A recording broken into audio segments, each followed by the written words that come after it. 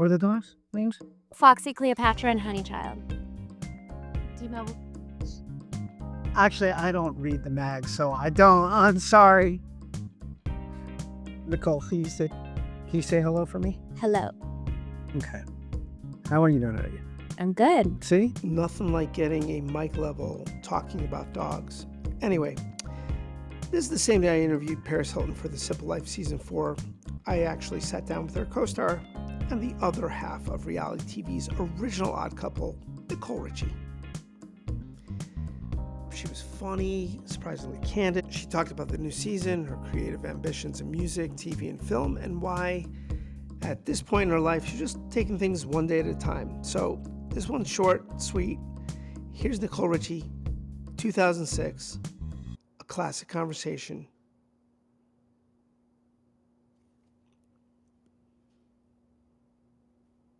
I'm going to try and keep some fresh questions, but you're going to ask the same questions It's okay. all the con. So I guess I just want to start off and just, compliment you and congratulate you on season 4. Thank you. Your feelings, your expectations, your excitement. Can you just give us a little insight to it? I'm really excited to see the show. I got to work with such great families, and they all had really great kids. And for me to play the role as a mom and take care of them for the day was absolutely amazing. Now, just you saying for me to play the role as a mom and take care of her day kind of makes me smile a little bit for you. Can you give us a little insight what that actually meant and the experience of doing that? I had to take care of them, get them ready for school, make sure they did their homework. Um, just do like the regular mom type of things. And were your expectations realized, or were the things that came about from being like this domestic diva, so to speak, as they put in fresh outs, that were a little different than you expected? Um, well, one of the moms was pregnant, and so I had to be pregnant. She was 9 months pregnant, so I had to wear a pregnancy suit that weighed the exact weight of somebody that would be 9 months pregnant. And she also had a little girl, and the little girl liked to be carried, and so, I had to juggle those 2. And, so that was interesting. I had to go to a Lamaze class to learn how to give birth. That was fun. See, who says you can't learn stuff from Exactly. roles that you're playing? Yeah, Okay, I learned a lot. there you go. Now this, correct me, this is season 4. Yes. Okay, so, but it wasn't really like, I think you did Road Trip, you did Simple Life, you were always out of your element. Right. Tell us a little bit, like, how was this one different from the previous 3? And I also imagine because of the success of the series, when you approach it, maybe you approach it a little differently, or maybe you approach it like, I'm confident. Well, the families really know what to expect at this point, so it actually makes my job easier because I feel like I can say more and do more, and they kind of expect it from me. So, it gives me the freedom to kind of do what I want even more. And it's great because I'm filming in LA, and so, with one of the families, I brought them to a salon that I always go to, and I get to, leave and go sleep home every night, which was great. Please, Foxy Cleopatra, I know. you know, honest. All right. And then I think we initially spoke with you, I think of the first Simple Life before we even knew what would kind of happen with your life. Right. And at that time you said, well, I don't know, that I'm in the middle of it. I can't tell you what it feels like. Well, now you have a little bit of time to like look back on the initial rise or success or fame or whatever of Nicole Richie. Um, what was that like? I don't know because again, I'm here, so I don't really I can't really say. I mean, for me, my personal experience, you would be surprised. I just think that I'm very normal and I just do normal dumb things like everybody else.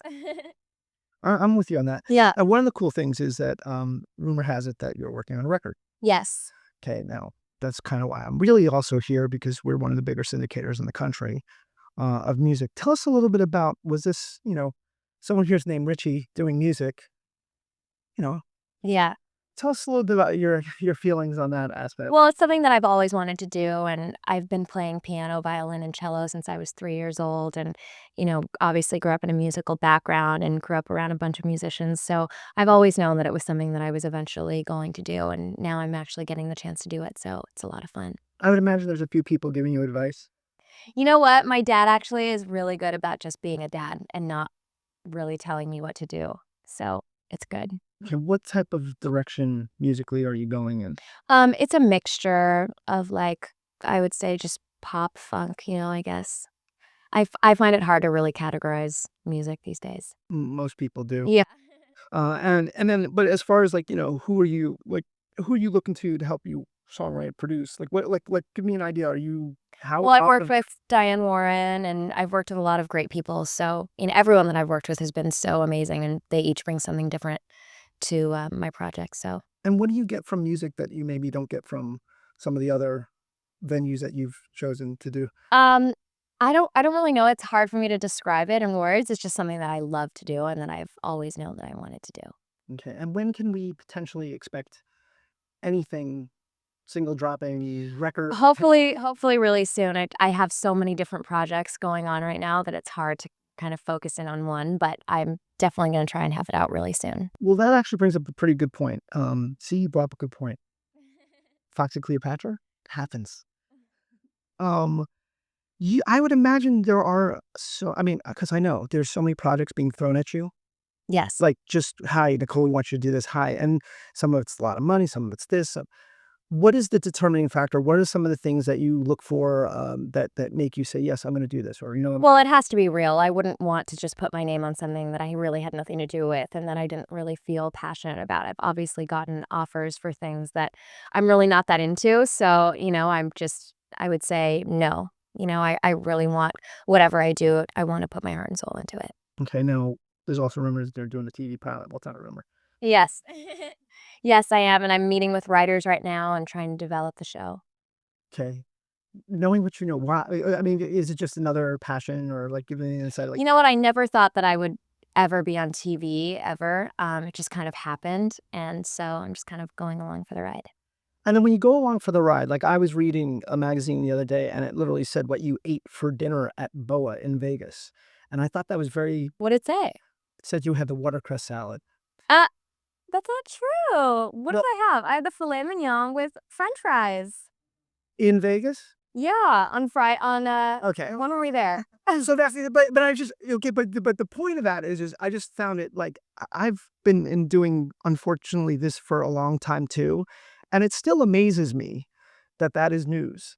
Like from your perspective, the person who had the filet mignon and fries, Yeah. when you read it or when you look at it or when someone brings it up like myself, what's the real? I mean, like what goes through your head, or is it just your? Um, it's just, well, now you know the credibility of whoever's saying the story. It's probably someone that heard I was at BOA instead of actually being there and, just decided that I ate a salad instead of a steak. So it actually ruins the credibility of a lot of people. It's the last time I listened to my mom. Exactly. Did you get the steak butterflied or no, I'm just kidding. How? Now I guess because I just want to use this as an opportunity before we say goodbye is, to help you in a way promote any of the other projects that you potentially have. I think you have a jewelry line. And so can you give us a little update on the jewelry line? It's a vintage inspired jewelry line, so that'll be coming out soon as well. And what did I mean, you like jewels? I love jewelry. I have a feeling this is something, I think even the book title that you wrote, it was something with jewels in there, or a diamond or something. Diamonds, yeah. So- I'm not really doing diamonds in my line. I just want it to be, chunky and fun, layers and stuff like that. And that's another thing, like when I said, how do you decide what you want to do? And you said it's got to be real or something like that. Yeah. You just said, hey, jewelry, something. I love it. And you said, okay. Yeah. And then, how involved do you get? I get really involved, very involved. Like, I also love clothes too, and I've been approached to do clothing lines, but I literally know that I do not have time to really put all of my energy into it, so I have said no for right now. Okay, awesome. Good. I won't pitch you that. Okay. All right. I guess the last question is just the open-ended, future, not necessarily in the world, but more importantly for you, what would you like to see happen? Where do you see your career going? Um, I think that it's going in the direction that I want it to go for right now, and I'm really happy and living my dream. Okay, and are we talking more movies, TV? I mean, I just really try and play it by ear and see where the road takes me. okay. By the way, me too. Go ahead. Just for aware, just throwing that out there. All right, I guess that's pretty much about it. We just want to say hi to you. All right, thank you. That was my quickie interview with Nicole Richie. April 4th, 2006, at the E! Entertainment headquarters. She is promoting season 4 of The Simple Life Till Death Do Us Part, where Nicole and Paris take on roles of surrogate mothers in various households, which is funny now because they're both actual moms. So anyway, stick around for more unfiltered moments from the archives. Classic Conversations is just getting started. Subscribe now.